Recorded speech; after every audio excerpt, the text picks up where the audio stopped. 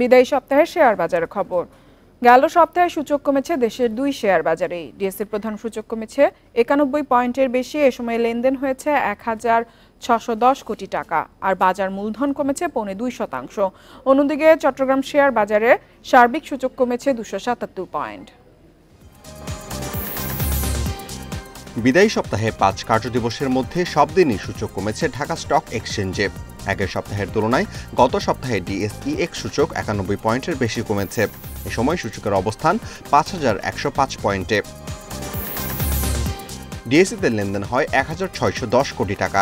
সপ্তাহের ব্যবধানে ডিএসইতে লেনদেন কমেছে 610 কোটি 82 লাখ টাকা বা 27.49%। সপ্তাহের শেষ কার্যদিবসে বাজার মূলধন দাঁড়িয়েছে 6,52,496 কোটি টাকা। সপ্তাহের ব্যবধানে ডিএসইর বাজার মূলধন কমেছে 11,000 কোটি টাকার বেশি বা 1.69%।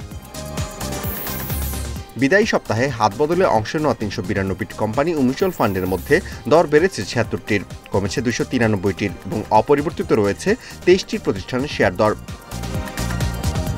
সপ্তাহ জুড়ে সবচেয়ে বেশি লেনদেন হওয়া প্রতিষ্ঠানের তালিকায় প্রথম অবস্থানে আছে ওরিয়ন ইনফিউশন, দ্বিতীয় ড্রাগন সোয়েটার এবং তৃতীয় অবস্থানে আছে এশিয়াটেক ল্যাবরেটরিজ। শতাংশের দিক থেকে দর বৃদ্ধির তালিকায় প্রথম অবস্থানে আছে মিরাকল ইন্ডাস্ট্রিজ, দ্বিতীয় HR টেক্সটাইল এবং তৃতীয় অবস্থানে আছে AOL।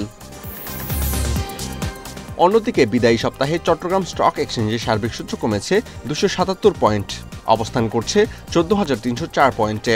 সপ্তাহ জুড়ে লেনদেন হয় 26,96 লাখ টাকা।